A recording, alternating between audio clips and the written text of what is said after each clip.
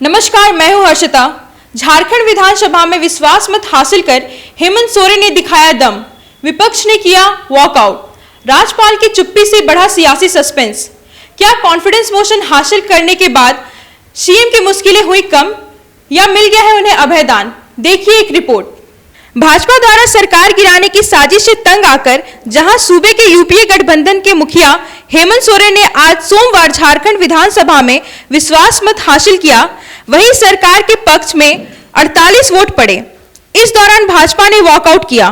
विश्वास मत पर वोटिंग के बाद विधानसभा की कार्यवाही अनिश्चित काल के लिए स्थगित कर दी गई है। हेमंत सोरेन आज सुबह छत्तीसगढ़ रायपुर से लौटे अपने सभी विधायकों को खुद बस से लेकर विधानसभा आए थे। सदन में मुख्यमंत्री ने कहा कि हमने सब्जी, राशन और कपड़ा खरीदने की बातें सुनी थी। भाजपा तो विधायक खरीद रही है। भाजपा के वॉकआउट पर कहा कि विपक्ष इस प्रस्ताव को पूरा सुने, मैदान छोड़कर बाहर न जाए। मैं आंदोलनकारी का बेटा हूं, डरने वाला नहीं हूं। सदन के बाहर सत्ताधारी दलों के विधायकों ने एक सुर में कहा कि भाजपा की जोड़ तोड़ की राजनीति को शक्ति परीक्षण के माध्यम से जवाब दिया गया है। ये लोग जिस तरीके से पूरे देश के अंदर देश को विकास ना करके ये भारतीय जनता पार्टी के लोग देश के आधे राज्यों के साथ गृह युद्ध की स्थिति उत्पन्न कर रखे हैं। अध्यक्ष महोदय,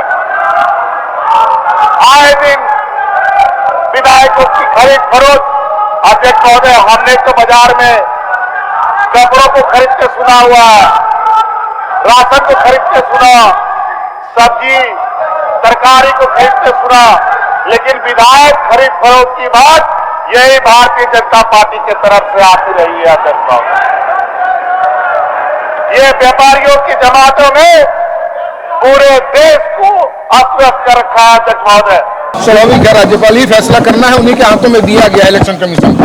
तो अब जब भी वो निर्णय लेंगे हम लोग उनका स्वागत करेंगे। पिछले दरवाजे से मुख्यमंत्री ने आरोप लगाया कि पिछले दरवाजे से सरकार बना। देखिए, पिछले दरवाजे से भागे हैं कि आगे दरवाजे से निकले हैं, ये मुख्यमंत्री जी ने कहा है। वो बेहतर विजिलेंस उनके पास है, हमारे पास विजिलेंस है नहीं, वो बेहतर बता पाएंगे। भाजपा का जो है ना नाटक अब खत्म हो जाएगा, सब बेरोजगार हो जाएगा, सब खत्म हो जाएगा।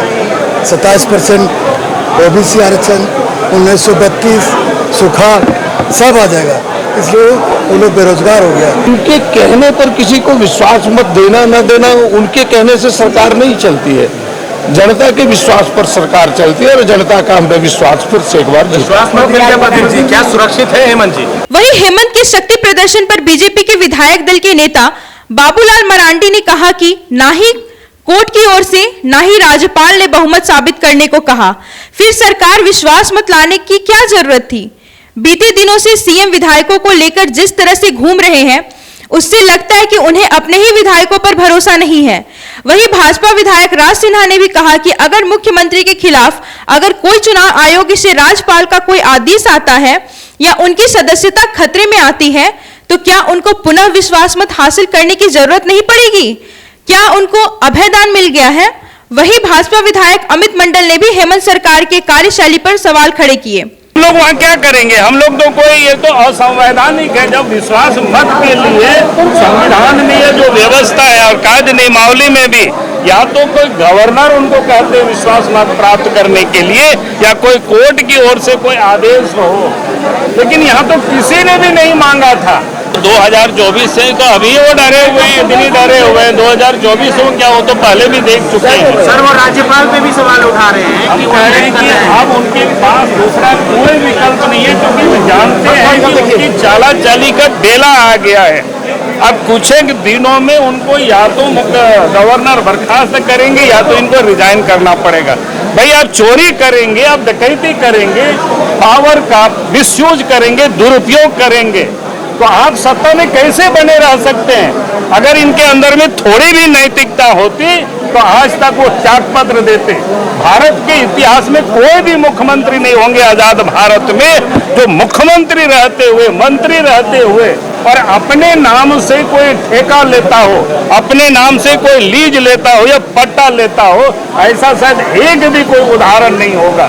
ये पहला उदाहरण है राज्य के मुख्यमंत्री हेमंत सोरेन जी ने वो गलत किया है। सरकार को अस्थिर करना हमारी काम नहीं है, लेकिन सरकार की खामियों को उजागर करना, भ्रष्टाचार को उजागर करना हम लोगों का कर्तव्य है। सड़क से लेकर सदन तक हम लोग संघर्ष करेंगे, लड़ेंगे और सरकार को पुनः अपने घुटनों में टेकेंगे कि जो वादा सरकार ने इलेक्शन के समय किया था, अगर वो वादा सरकार पूरा नहीं करती है तो सड़क से लेकर सदन तक भारतीय जनता पार्टी काम करेगी। देखिए, यह अमूमन यह प्रावधान है कि आप विश्वास मत हासिल करते हैं तो 6 महीना, लेकिन अगर विश्वास मत हासिल करने के बाद अगर कोई नोटिफिकेशन आता है और इनकी सदस्यता समाप्त हो जाती है तो क्या दूसरा जो मुख्यमंत्री बनेगा उसको वोट ऑफ कॉन्फिडेंस नहीं लेना होगा?